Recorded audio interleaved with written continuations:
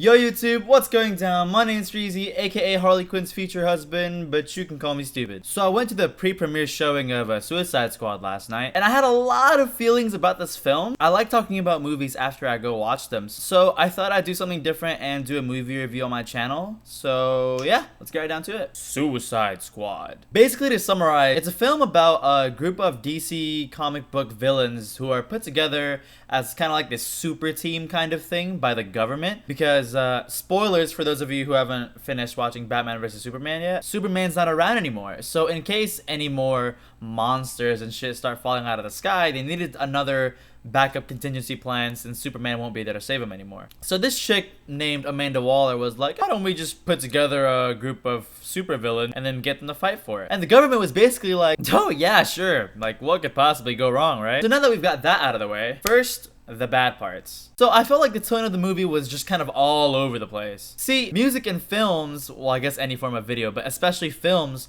are used to convey like a tone or a mood and instill a certain emotion into the audience, right? But the way that they used it in Suicide Squad was just all over the place. Like from one scene to another, I swear every time they switched to a different scene, they would always alter the music, and it wouldn't even be like within the same genre of music. It was just really messy and made it seem like there was no actual set structure to how you were supposed to feel. And in turn, it made the movie feel very messy and all over the place. Not to say the music was bad though. The soundtrack was actually really good and I'll probably buy it. But it was very misused in my opinion, and I feel like it wasn't executed very well, to be honest. But that wasn't even the worst part. There's a lot more glaring issues in here as well that made it seem very messy. And I'm gonna use the term very messy a lot because that's what this movie felt like for the most part. It was just like a lot of things just felt really out of place. Pacing in this movie was definitely a huge issue. Like if you're talking about like the exposition and rising action just took way too goddamn long. Like I'm pretty sure it was like at least a good 45 minutes to an hour into this movie, and we're just now getting started on like their first mission, like as they were getting on the helicopter or whatever. And that's when I sat back in my seat and I knew, boy was I in for a long movie. Nothing actually really picked up, and the main juice and beef of the story never actually started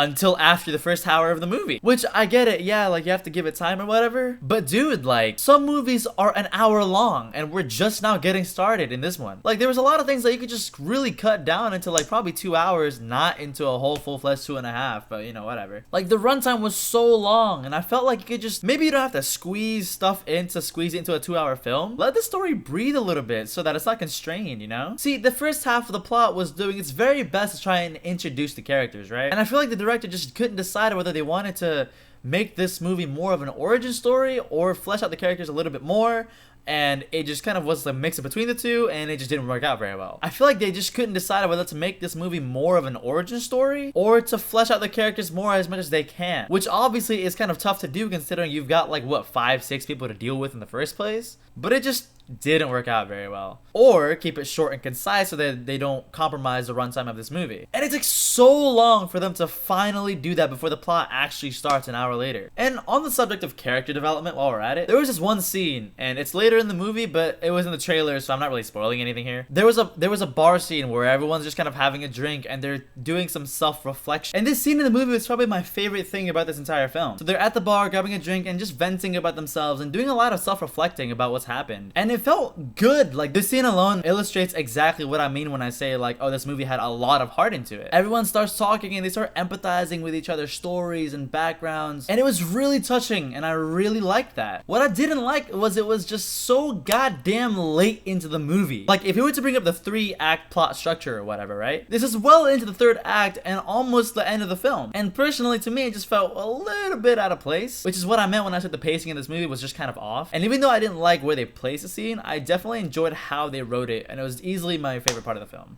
Casting Will Smith as Deadshot was definitely a high point for the film. His wit and humor really brought a lot of life into this movie. Like, even if there was a serious situation, he would just be quick, one-liner, and then boom. And he just kind of make you like chuckle and smile and maybe laugh a little bit, but that's what you need in a film like this. His character was easily the most relatable out of the entire cast, which is probably my favorite part. It made him seem very human and forces the audience to empathize with him and connect, because it was very relatable as like a dad with like a daughter and stuff like that. I don't want to spoil anything, but it was definitely touching. And that's what I like about this movie a lot, because for a film that's literally about villains, the way they wrote it forces the audience to empathize with all these characters despite them being the bad guys of the world or whatever. But despite all that, they're still living beings and they still have emotions and feelings and a reason why they ended up with where they are, and I liked a lot about that. It's probably the reason why this movie sold it for me. Moving on to more characters, Margot Robbie was definitely great as Harley Quinn. Sexy, witty, and fucking nuts. And can I just say that before she turned into Harley Quinn, like before she went crazy, like while she was still like Dr. Quinzel or whatever, the way she acted that role was just, oh my god, wife goals right there, dude.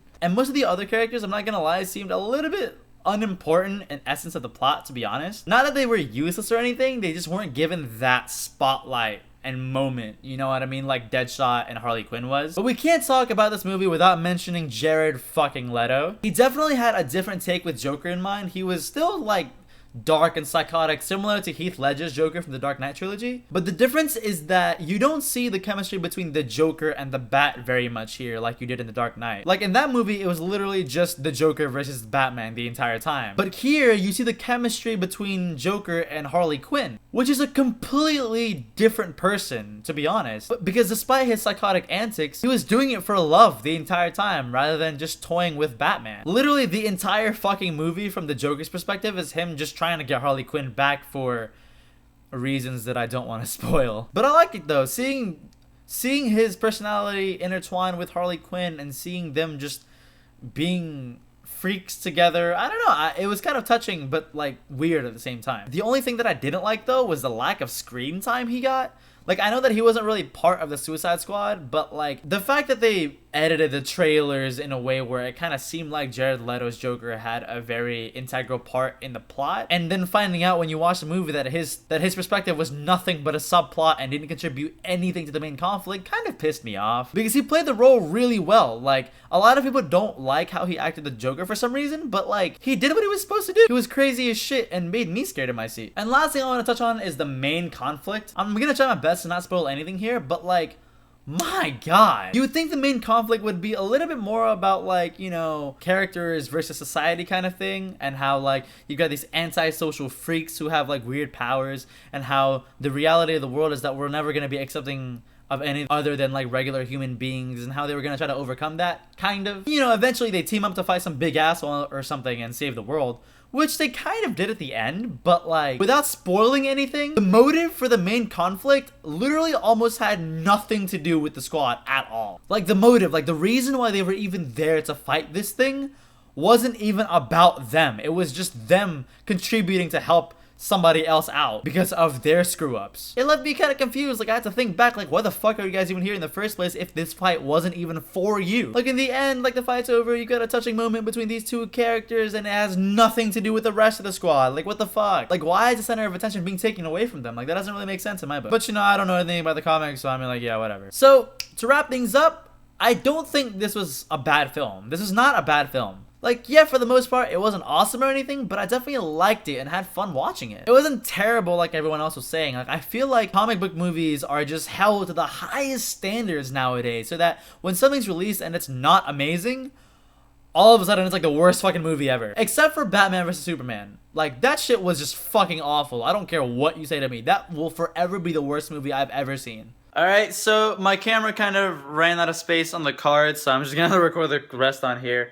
Hope you guys enjoyed the video. Let me know down in the comment section down below. What did you think about Suicide Squad? Was it good? Was it bad? Was it awful? Did you actually have an unpopular opinion and like the movie? Let me know down in the comment section down below. And be sure to give this video a like and subscribe if you haven't already. I've got plenty of videos that I'm going to be pushing out for the next few weeks. So definitely be in tune for that. And yeah, see you guys in the next video. Peace.